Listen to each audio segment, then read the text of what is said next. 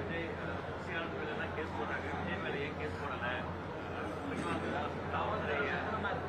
பயப்படுறாங்கிற மாதிரி கொஸ்டின் நிறைய ரைஸ் பண்ணுறாங்க.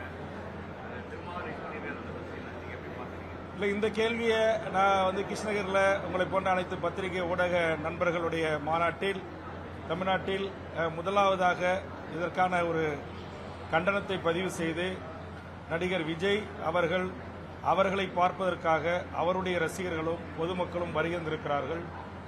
அங்கு அளவுக்கு மீறிய கூட்டம் கூடியிருக்கிறது. அவர் சுமார் 7 மணி நேரம் காலதாமதமாக வருகின்றிருக்கிறார். அந்த காலதாமதத்தினால் அங்கு மக்கள் காலையிலிருந்து அவருடைய ரசிகர்கள் காலை 7 மணி 9 மணி போன்ற நேரங்களிலிருந்தே வருகை தந்து காத்திருக்கிறார்கள். அதனால் தண்ணீர் இல்லாமலும் உணவு இல்லாமலும் வெயில் தாக்கத்தின் காரணமாகவும் அங்கு மயக்கம் போட்டு விழத் தொடங்கியிருக்கிறார்கள். அப்படி விழுந்தவர்களை முறையாக விஜயனுடைய தொண்டர்கள் உடனடியாக காப்பாற்றி மருத்துவமனைக்கு அழைத்துச் சென்று முதல் உதவி சிகிச்சை அளித்திருக்க வேண்டும். அதை அவர்கள் முறையாக செய்யவில்லை. ஆங்காங்கே பொதுமக்களிடமிருந்து காவல்துறையின் மூலமாக ஆம்புலன்ஸுக்கு தகவல் தெரிவிக்கப்பட்டு சுற்று வட்டாரங்களிலிருந்து வருகிற ஆம்புலன்ஸ்களையும் உள்ளே வரவிடாமல் தங்கள் கூட்டத்தை கலைப்பதற்காக வருகிறார்கள் என்கிற அடிப்படையில் ஆம்புலன்ஸ்களை தடுத்து அடித்து நொறுக்கியிருக்கிறார்கள். 3 ஆம்புலன்ஸ் ஓட்டுநர்கள் காயம்பட்டிருக்கிறார்கள். அதற்கு பிறகு அங்கு பதற்றம் அதிகமாகி இருக்கிறது. குறிப்பாக திரு விஜய் அவர்கள் பேசிக் கொண்டிருந்த போதே ஒருவர் உயிரிழந்து அவர் பேசுவதற்கும் வலதுபுறமாக மேலாடை இல்லாமல் அவரை தூக்கிச் செல்கிறார்கள். அதை பார்த்தும் பார்க்காது போல் விஜய் அதற்கு பிறகும் தன்னுடைய பேச்சை தொடர்கிறார். இதையெல்லாம் இன்றைக்கு தமிழ்நாட்டினுடைய ஊடகங்கள், பத்திரிகையாளர்கள், முன்னணி வார இதழ்கள், யூடியூப்கள் நேரடியாக கள ஆய்வு செய்து அப்பகுதி மண்ணின் மக்களிடம் நேரடியாக என்ன நடந்தது என்பதை உண்மையை அறிந்து பல்வேறு செய்திகளை உலகுக்கு கொண்டு வந்திருக்கிறார்கள். ஆக இது யாராலும் திட்டமிட்டு நடத்தப்பட்ட ஒரு சம்பவம் அல்ல. ஆனால் ஏன் இந்த சம்பவம் நடைபெற்றது என்றால், முதல் முறையாக நான் தமிழனாக நான் வெட்கப்பட்டு சொல்லுகிறேன், உலகத்தில் எந்த ஒரு நடிகனுக்கும் பின்னால் அவரை பார்க்க வேண்டும் என்ற ஆர்வத்தில் பொதுமக்கள் சென்று இப்படி தங்கள் இன்னுயிரை தந்த வரலாறு இல்லை. ஆனால் தமிழ்நாட்டில் அது ஒரு சினிமா நடிகனால் ஏற்பட்டிருக்கிறது. தமிழர்கள் எவ்வளவு பாரம்பரிய பண்பாடு மிக்க ஒரு பெரிய இனம். அந்த இனத்திற்கு உலகளாவிய ஒரு மிகப்பெரிய ஒரு தலைகுனிவு கரூர் நிகழ்ச்சியினூடாக ஏற்பட்டிருக்கிறது. இதற்கு முதலில் பொறுப்பேற்று உயிரிழந்த குடும்பத்தாரிடம் ஒரு பொது மன்னிப்பை நடிகர் விஜய் அவர்கள் கோரியிருக்க வேண்டும். அதை கோரவில்லை. அவர் மீது அன்பு வைத்தவர்கள் அவரை அப்படி என்ன தாக்குதல் நடத்தி விடுவார்கள்? எதையும் எதிர்கொண்டு மருத்துவமனைக்கு சென்று ஆறுதல் சொல்லி, உயிரிழந்த குடும்பங்கள் வீடுகளுக்கு சென்று ஆறுதல் சொல்லி, இனி இந்த தவறு நடக்காத வண்ணம் நான் பார்த்துக் கொள்ளுகிறேன், இதிலே யார் தவறு செய்தார்கள், யார் சூழ்ச்சி செய்தார்கள் என்பதையெல்லாம் விசாரணை ஆணையம் அறிவிக்கின்ற முடிவை ஏற்கிறேன் என்று ஒரு நியாயமான ஒரு அறிவிப்பினை அவர் வெளியிட்டிருக்க வேண்டும். அதற்கு நேர் மாறாக ஒரு நையாண்டி பாணியில், நக்கல் பாணியில், முதலமைச்சர் சார் என்னை வேண்டுமானால் பழி வாங்குங்கள், நான் வீட்டில் தான் இருக்கிறேன், அலுவலகத்தில் தான் இருக்கிறேன் என்று அவர் திரைப்படத்தில் கதாநாயகனாக இருக்கின்ற போது தனக்கு வில்லனாக இருப்பவனிடம் டயலாக் பேசுவது போல் பேசி வெளியிட்டிருக்கிற வீடியோ ஒட்டுமொத்த உலக தமிழ் மக்களிடத்தில் பெரும் ஆத்திரத்தை ஏற்படுத்தியிருக்கிறது. நேற்று வரை விஜய்க்கு ஆதரவாக கருத்து கூறி வந்த அண்ணன் திருமாவளவன், சீமான் போன்றவர்கள் கூட இன்றைக்கு அவர் கொஞ்சம் கூட இது குறித்து கவலைப்படவில்லை, வருத்தப்படவில்லை. அவருடைய வீடியோ வெளியீடு என்பதை சுட்டிக்காட்டியிருக்கிறார்கள். ஆக ஒரு அரசியல் கட்சி என்பது தொண்டர்களை பக்குவப்படுத்தி பண்படுத்தி தலைமை பண்புக்குரியவர்களாக இதுபோன்ற அசம்பாவிதங்கள் நடந்தால் அந்த மக்களை எப்படி காப்பாற்ற வேண்டும், எப்படி முதலுதவி செய்ய வேண்டும் என்பதெல்லாம் ஒரு தலைமை அதற்குரிய அறிவுரைகளை புகட்டி வழிநடத்த வேண்டும். அதை விட்டுவிட்டு களத்திலிருந்து விஜயும் சென்று விட்டார், புசி ஆனந்தும் சென்று விட்டார், ஆதவ அர்ஜுனாவும் சென்று விட்டார், வியூக வகுப்பாளராக இருந்த நிர்மலும் சென்று விட்டார். ஆக கொள்கை பரப்பு செயலாளர்கள் இருந்து டிவி விவாதங்களிலே விஜய்க்காக வக்காலத்து வாங்கி பேசியவர்கள் ஒருவர் கூட மருத்துவமனையை எட்டி பார்க்கவில்லை. இது பெரும் துயரம், பெரும் அவலம். என்னை பொறுத்தவரையில் விஜயை பார்ப்பதற்காக விஜயனுடைய அழைப்பின் பேரில் நான் வருகிறேன் உங்கள் விஜய் என்று அறிவித்ததன் அடிப்படையில் தான் உங்களை பார்க்கத்தான் உங்கள் ரசிகர்களும் பொதுமக்களும் அங்கு கூடினார்கள். ஆக உங்களுடைய ரசிகரும் உங்களை பார்க்க வந்த பொதுமக்களும் செத்து கிடந்த போது எப்படி நீங்கள் ஒரு சக மனிதனாக அதிலே கலந்து கொள்ளாமல் புறக்கணித்து பாதுகாப்பாக இல்லம் திரும்பினீர்கள்? உங்கள் மற்ற தலைவர்களும் எப்படி திரும்பினார்கள் என்பதை எல்லாம் தமிழ்நாட்டு மக்களாகிய நீங்கள் தான் சிந்தித்து பார்க்க வேண்டும். அதற்காகத்தான் நாங்கள் தொடர்ந்து சொல்லி வருகிறோம். உங்களுக்கான தலைவர்களை திரையில் தேடாதீர்கள், தரையில் தேடுங்கள். இந்த மண்ணுக்காக, மக்களுக்காக, மொழிக்காக, இனத்திற்காக, வாழ்வுரிமைக்காக போராடுகின்ற எண்ணற்ற தலைமைகள் இருக்கின்ற போது சினிமாவில் நடித்தவர்களை நாடாள அழைப்பதும் அவர்களுக்காக உங்கள் வாழ்வை தொலைப்பதும் உங்கள் உயிரை தியாகம் செய்வதும் ஏற்புடையதல்ல. விக்கிரவாண்டிலே எண்ணற்றவர்கள் மயக்கம் போட்டு விழுந்தார்கள். நல்வேளையாக நல்வாய்ப்பாக பிழைத்துக் கொண்டார்கள். விபத்திலே 6க்கும் மேற்பட்டவர்கள் திருச்சியை சேர்ந்தவர்கள் கூட இறந்து போனார்கள். ஆறுதல் சொல்ல வரவில்லை, உதவி செய்ய வரவில்லை, அந்த துக்கத்தை பங்கெடுத்துக் கொள்ள வரவில்லை. மதுரை மாநாட்டில் மயக்கமுற்று 2 இறந்தார்கள், விபத்தில் 3 இறந்தார்கள். ஆறுதல் சொல்லவில்லை, உதவி செய்யவில்லை. அதற்கு பிறகு தொடர்ந்து திருச்சி, திருவாரூர், நாகைப்பட்டினம் நடந்த அனைத்து இடங்களிலுமே மயக்கமடைந்து விழுந்திருக்கிறார்கள். விஜய் கூட்டத்திற்கு வந்துதான் மூச்சு திணறி மருத்துவமனையில் சேர்க்கப்பட்டதற்காக மருத்துவ என்ட்ரி சொல்லுகிறது.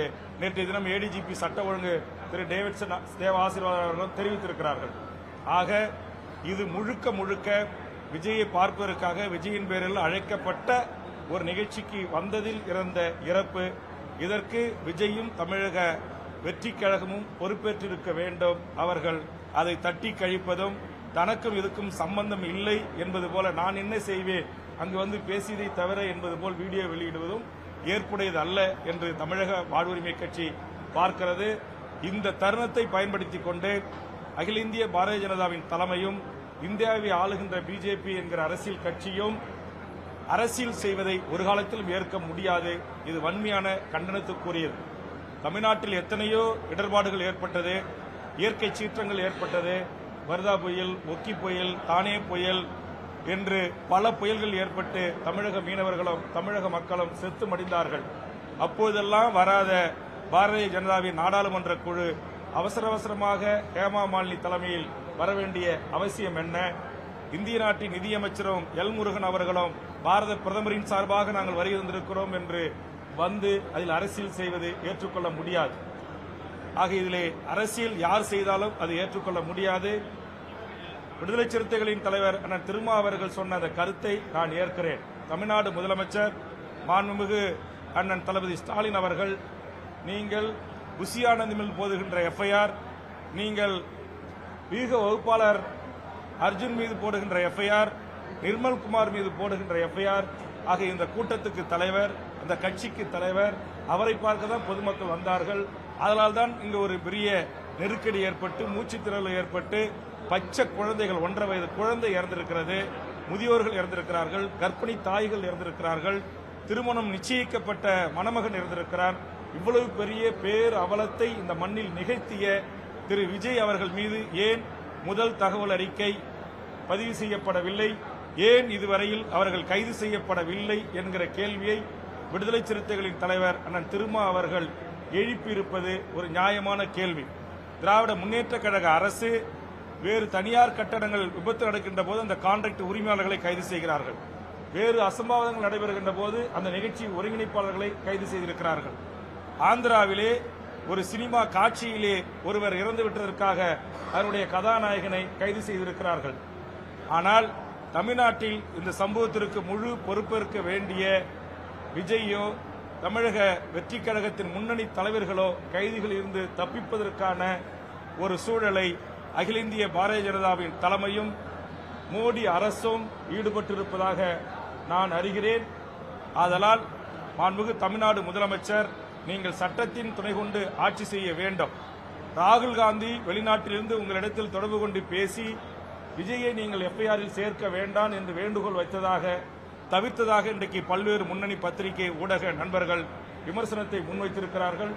இதற்கும் மாண்புமிகு தமிழ்நாடு முதலமைச்சர் அவர்கள் பதில் சொல்ல கடமைப்பட்டவராக இருக்கிறார்கள். எனதருமை தமிழ்நாட்டு மக்களாகிய தமிழர்கள், கொஞ்சம் சிந்தித்து செயலாற்றுங்கள். யார் தவறு செய்தாலும் தவறை சுட்டிக்காட்டுங்கள். அதை விடுத்து 41 குடும்பங்களில் தாலி அறுக்கப்பட்டிருக்கிறது, எழு விழுந்திருக்கிறது, அவர்கள் வீடுகளிலே கொண்டாட்டங்கள் இல்லை, ஆயுத பூஜைகள் இல்லை. ஆனால் விஜய் வீட்டில் விஜய் பயணித்த வண்டிக்கு ஆயுத பூஜை கொண்டாட்டம். அங்கு மாலை பூக்கள் தூவப்பட்டு மகிழ்ச்சியாக அவர்கள் எப்போதும் போல் தங்கள் வாழ்க்கையை நகர்த்துகிறார்கள். கொடிகட்டி கோஷம் போட்டு தேங்காய் உடைச்சி முதல் காட்சியில் 2000 ரூபாய்க்கு டிக்கெட் எடுத்து அவர்களை வாழ வைத்த ரசிக பெருமக்கள் வீடு எழுவுகோலம் பூண்டிருக்கிறது.